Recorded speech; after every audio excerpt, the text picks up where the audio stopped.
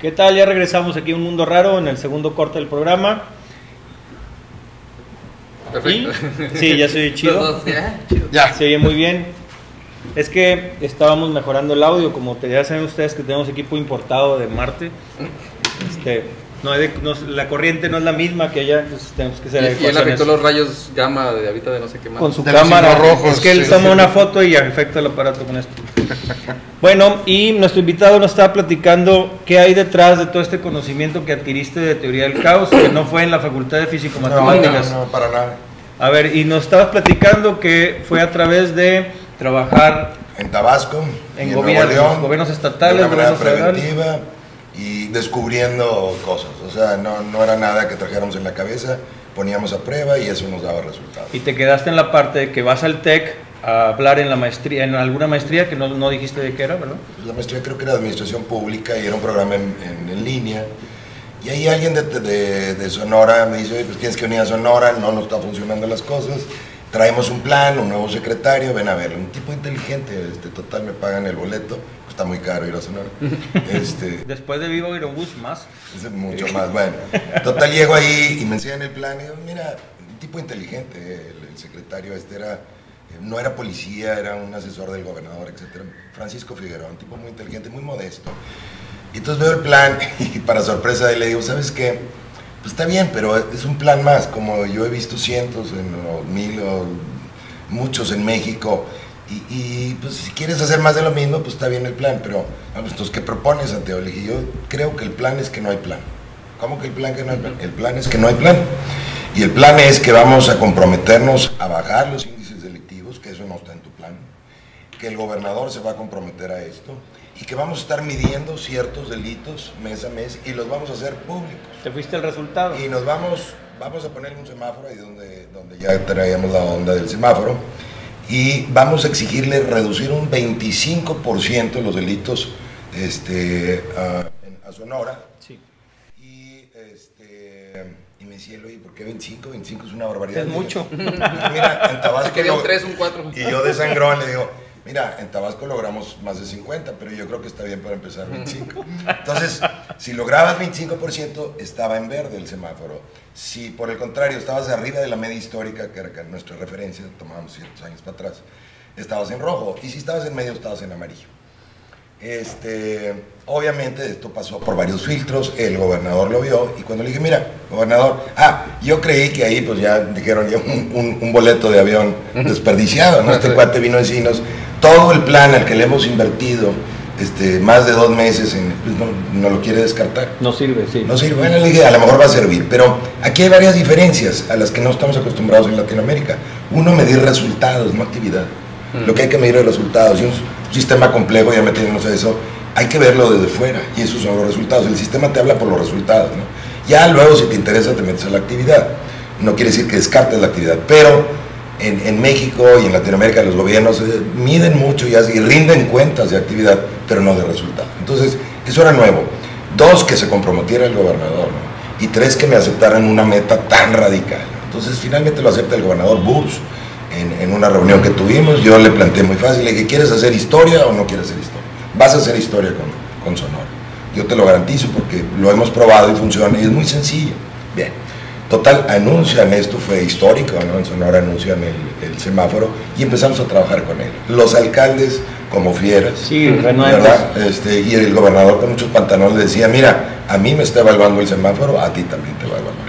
Ahora, aquí focalizamos, no nos fuimos, Sonora tiene 72 municipios, pero el Pareto, el 80% del problema está ubicado en 10 municipios, ahora le hemos agregado 5 más para el 90%, pero nada más con esos trabajamos y focalizamos también en las colonias, y ahí ya empezamos o les di el modelo, yo ya traigo un modelo ahí, que es muy sencillo.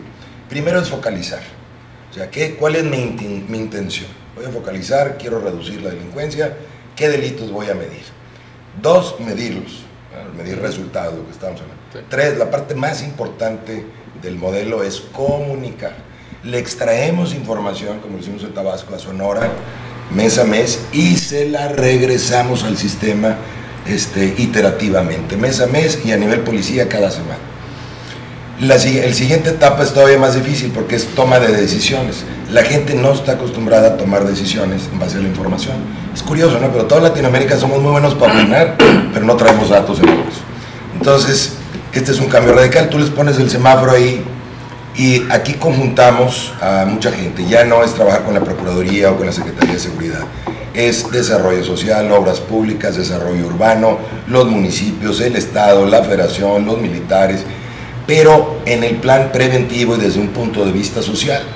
Nos adelantamos 6 años en lo que está haciendo ahorita el gobierno federal, que anuncia diciendo lo nuevo es la prevención social de la violencia y la delincuencia. Bueno, eso lo empezamos a hacer en Tabasco y en Nuevo León desde los 90s y ahora en Sonora. Sonora ha sido un éxito rotundo.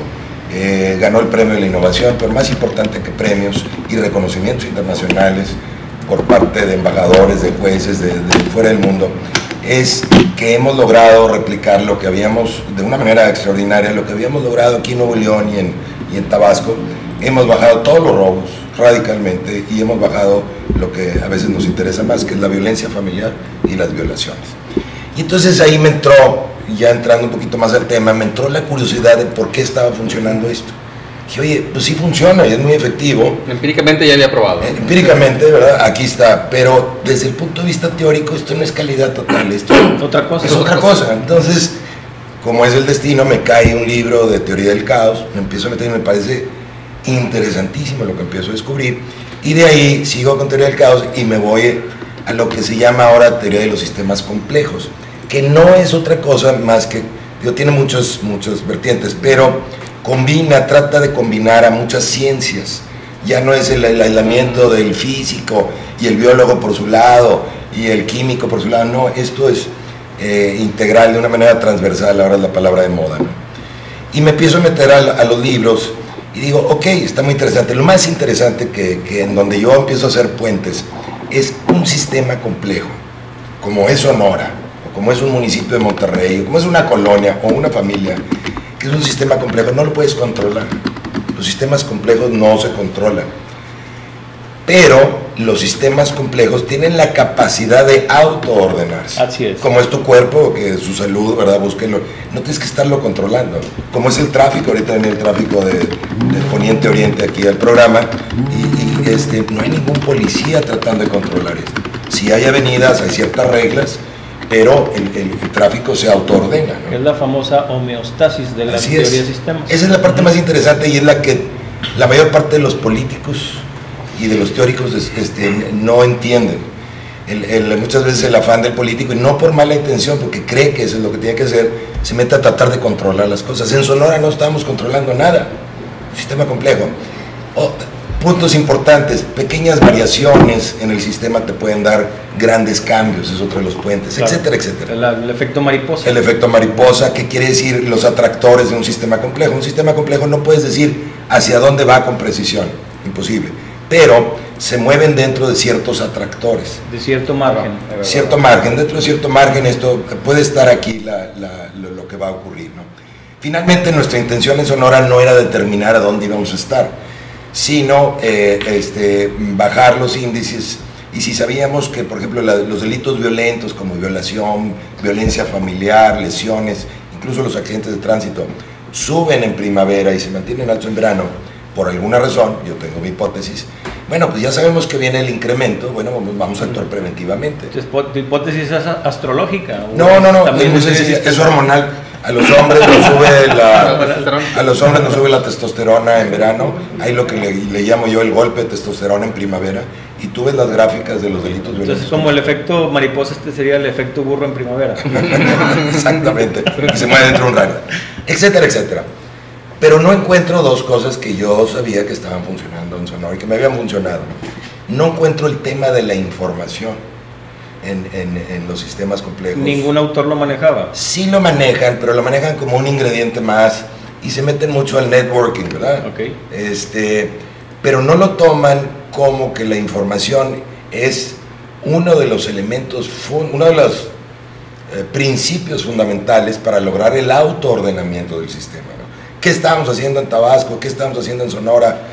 era sacar información y regresar la información. De eso es el nombre del juego. ¿Para qué? Para tomar mejores decisiones y elevar la inteligencia preventiva del sistema.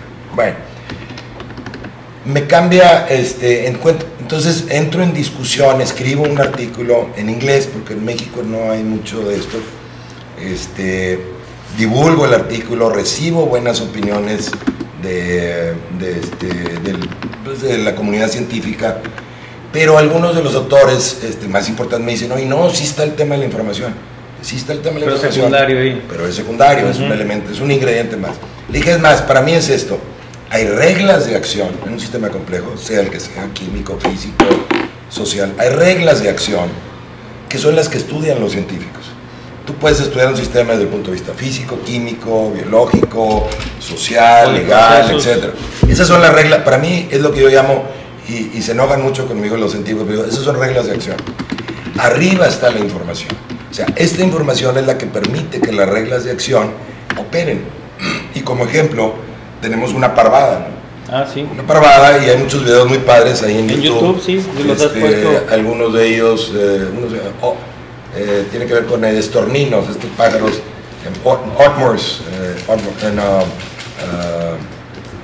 ahorita te digo cómo se llama, ahí están en mi página. Bueno, tú ves la parvada funcionando y hace unos patrones bellísimos, es un orden complejo, instantáneo. Entonces les preguntas al auditorio, y he estado con científicos y he estado con gente, curiosamente me responde mejor la gente que no es científica. Le digo, bueno, ¿qué está pasando ahí? Me hablan del instinto y me hablan del aprendizaje y del sentido de grupo y bla, bla, bla. Digo, sí, esas son las reglas de acción del sistema. Pero ¿qué es lo que permite que la parvada instantáneamente esté creando el orden? Es la información. ¿Qué es la información? Cada movimiento de los pájaros crea información. Y eso se recibe a través de la vista, fundamentalmente. Se van leyendo entre ellos. Sí, pues vas viendo, o sea... Distancia y dirección. Exacto, es como cuando vas saliendo del estadio, del teatro, pues vas siguiendo al de enfrente, vas siguiendo la ola, ¿verdad? Y cierta distancia guardas de los de lado. Si se atorra el de enfrente, ¿qué haces? Bueno, pues le sacas la vuelta, vi un elemento que, si me permites ilustrarlo, me encantó. En la ciudad de Nueva York dice, ¿cómo caminan tantos sin golpearse? Y se encontró por cámaras que la gente, sin querer con la vista, marca hacia dónde va. Voy hacia acá, y el otro marca hacia acá, entonces ya saben cada uno. Pero si vas atrás de alguien, también se detuvo, hizo por acá. Hace un movimiento, ¿no? Complejamente el cerebro va interpretando estos movimientos, y es lo que hacen los pájaros. Muy sencillo. Si le tapamos los ojos a los pájaros, ¿qué pasa? Pues ya se acabó. Pues hace un caos, ¿verdad? Este orden complejo. Dejan de leer la información. Yo me acuerdo que hace años que hablamos de este tema, tú me pusiste un video, ese video de los pájaros, y me dijiste, a ver, ¿cuál es el líder? Y yo, caray, pues no. No o sea, un líder no hay. Esas son las preguntas que le hago. A ver, ¿dónde está el líder? No, pues no hay. ¿Cuál trae cachucha el líder? Ningún pájaro. Dos, ¿cuál es el plan de la parvada? Pues no hay plan. Está emergiendo el orden complejo instantáneamente.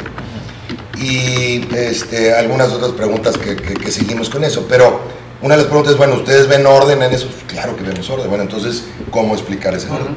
Y eso me llevó a mí a la información. Entonces, es un cambio de paradigma que, bueno, pues no he encontrado yo en ningún libro de teoría de sistemas complejos, ni de sistemas, etcétera, y es algo que me sentía yo muy orgulloso. Pero me cambia la administración en Sonora, y el gobierno estatal cambia, incluso cambia de partido. Estaban los priistas a nivel estatal, a nivel municipal es diferente, pero me cambian. Los panistas entran muy aguerridos, como entran a veces los partidos después de una campaña, la primera vez que ganaba el PAN ahí, etcétera.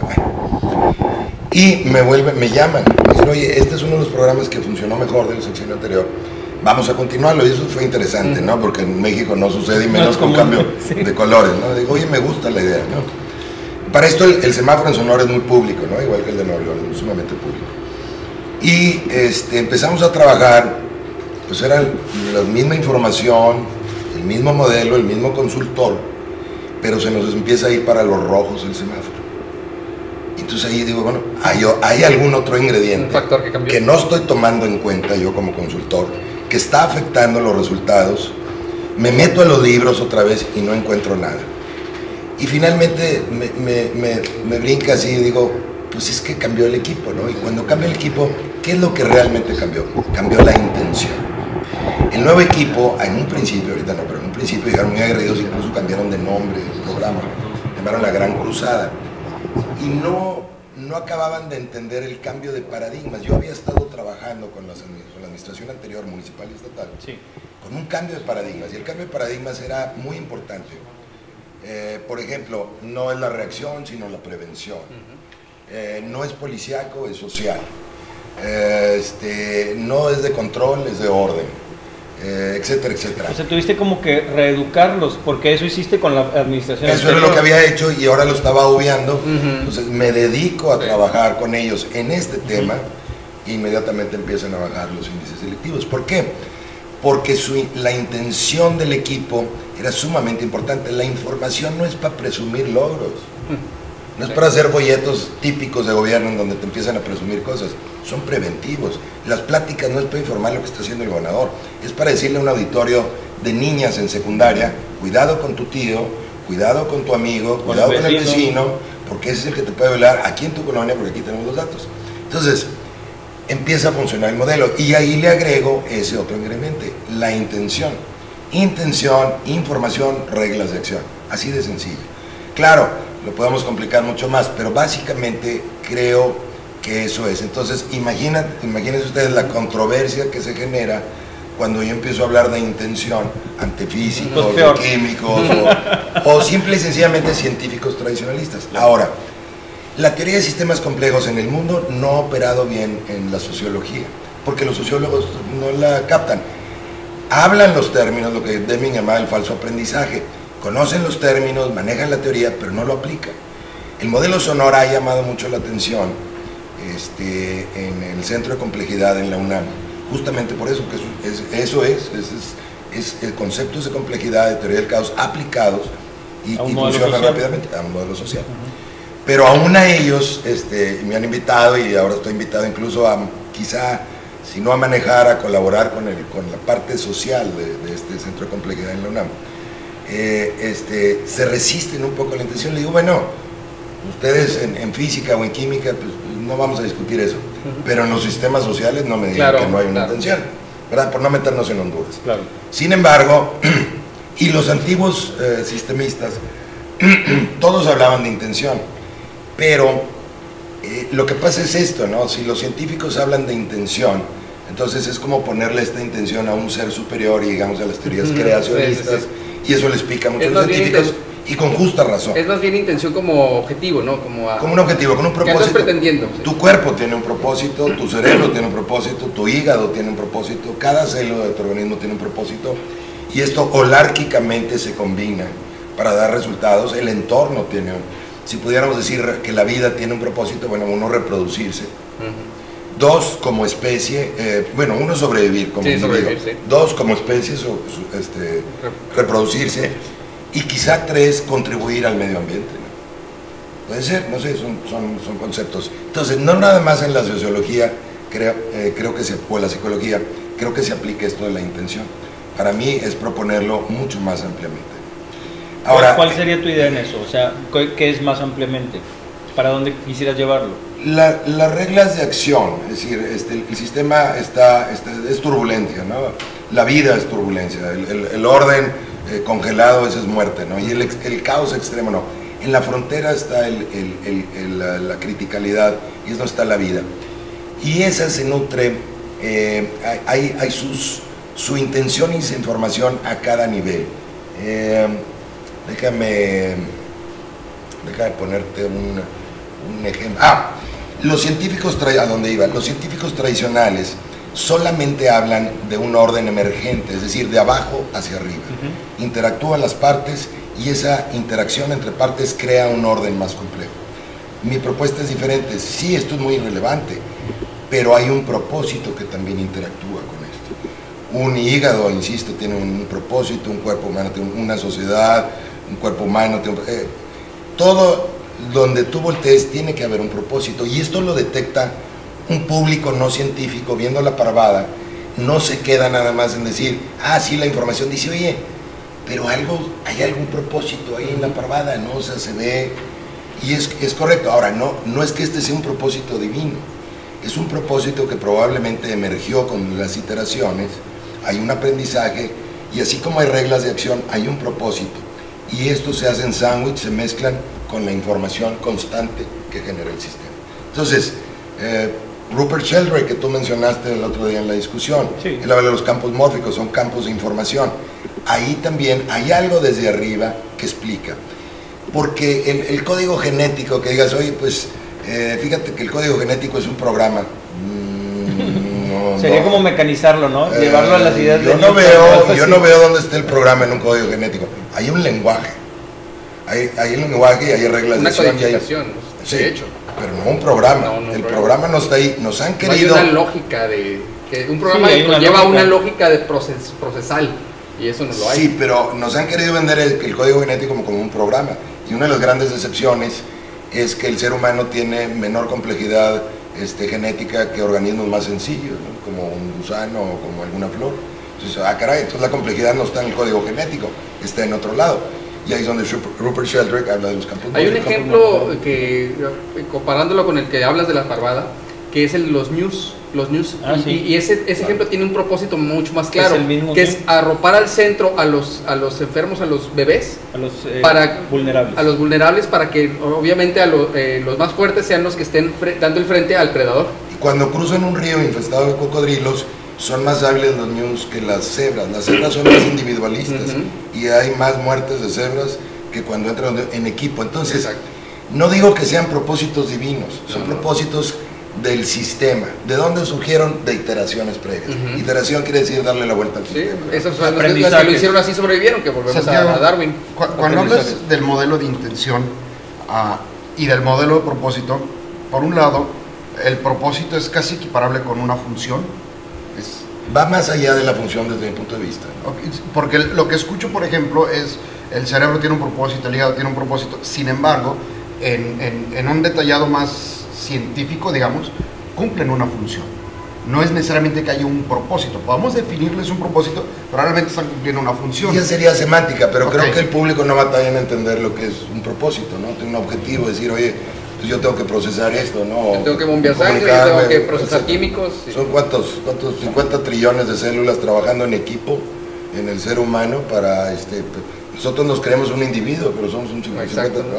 Entonces, yo creo que ya son tecnicismos más académicos, yo así los veo, perdón. Y yo creo que el público está muy contento, por lo menos yo no batallo con el público en que entiendan el propósito o la intención. Con los profanos, ¿no? Pero a lo mejor los científicos son los que se ponen así. ¿No será que los científicos lo han leído de repente como la intención en la parte del terreno namaste, que es con la intencionalidad lo que pasa es que se presta también para muchos rollos New Age que a lo mejor pican. Una función es más aplicable a la acción presente y un propósito es más proyectable hacia un futuro. Entonces el cerebro o el hígado está cumpliendo una función presente y no necesariamente con un propósito en esa división. Ahora, la otra pregunta que tenía era, hay dos prominentes manejadores del tema de la intención. Por un lado es Garrett John, que está con todo el movimiento de los Wayseers, y entonces ellos hablan muy fuerte de la intención. Y por otro lado está Lynn McTaggart, que también ha hecho experimentos muy grandes sobre la intención. ¿Tu trabajo va en conjunto, se basa con ellos? ¿O es en otro campo semántico de la intención? Va relacionado con esto, pero yo no o sea, cuando empiezo a escribir sobre la intención, digo, no lo puedo dejar así de suelto, ¿no? Decir, qué padre, yo toda la intención de que Sonora le vaya muy bien, o Guadalupe, Nuevo León. No, entonces me meto a dos cosas. Uno, cuando tú hablas de la intención, por lo menos en lo que yo estoy hablando, un sistema social, tienes que ver los paradigmas subyacentes. ¿En qué paradigma estoy? Estoy en un paradigma, por ejemplo, un paradigma de guerra, ¿verdad? O sea, quiero hacer la guerra, que es lo que nos ha pasado los últimos 6 años en México. Es un paradigma equivocado y ahí vemos los resultados, ¿no? Entonces, el análisis de paradigmas es muy interesante, saber en qué paradigma estás con tu intención. Y dos, yo encuentro en David R. Hawkins, en el mapa de la conciencia, una herramienta valiosísima para justamente calibrar la intención. Porque él la mide, ¿verdad? Él la mide, el mapa, la calibración luego entramos, pero el mapa es sumamente interesante, el solamente verlo, yo lo tengo ahí en mi Facebook, porque hace toda la escala del nivel de conciencia que podemos encontrar en la Tierra, ¿no? Desde lo más bajo hasta lo más alto. ¿Cuál es lo más alto? Pues la iluminación, ¿verdad? Estar en contacto con el ser iluminado, un Buda, ¿no? ¿Cuál es lo más bajo? Él habla de la vergüenza. Entonces, la vergüenza él le pone 20, al otro habla de 700 a 1000, ¿verdad? No nos vamos a meter a detalles. Pero voy a poner un ejemplo para entender esto. Uno de los niveles bajos de los que habla el mapa de conciencia es el orgullo. Hay más bajos, está la ira. Más abajo de la ira está el deseo. Por arriba, muy por arriba, está la paz. La historia de India, ¿no? ¿Qué nivel de conciencia tendría Gandhi con su movimiento? La paz, ¿no? Altísimo, casi en la iluminación.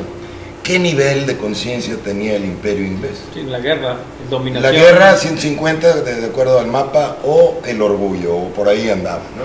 Entonces respondían con agresión y desde el orgullo inglés. ¿Y qué pasó? Sin armas y sin recursos, la paz, como un nivel de conciencia superior, trasciende esto y logra transformar la realidad. Entonces, para mí, Hawkins es un autor que el mapa de conciencia me ayuda a entender la intención, regresando a tu pregunta, Juan Manuel. No es dejarlo así, vamos a calibrar el nivel de intención.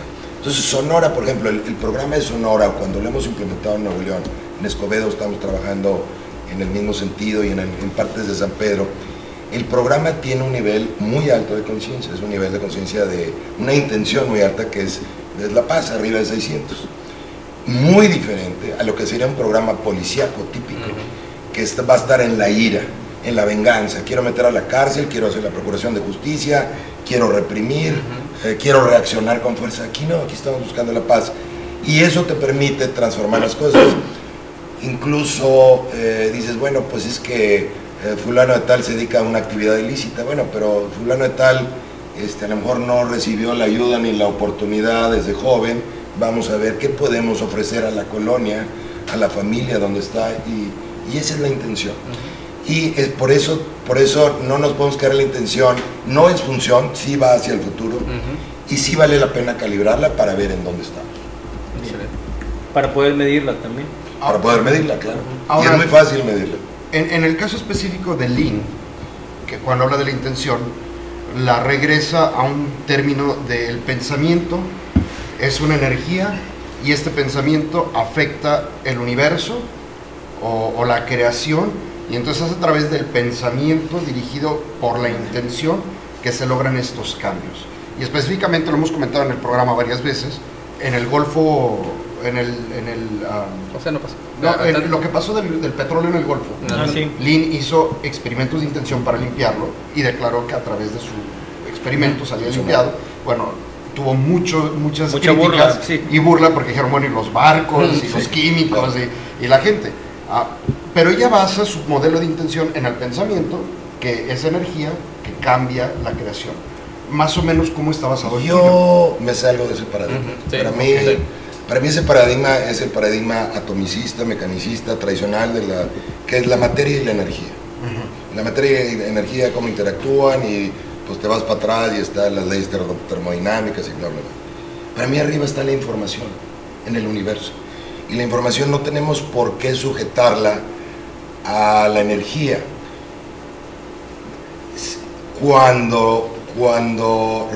Es decir, puede haber información que requiera masa, o información que requiera para transmitirse energía, pero no toda la información tiene que estar manifestada como una partícula, como algo material, y por tanto requiere energía para transmitirse. Por eso quizá se explican los fenómenos no locales, de no localidad en la física cuántica, que dice, oye, pues esto rebasa el límite de velocidad del universo. ¿Qué paradigma mecanicista? ¿Qué tanto me extrapolo, si para irnos a un corte? Sí, estamos sobre tiempo. Comparase esto con un USB nuevo y un USB lleno.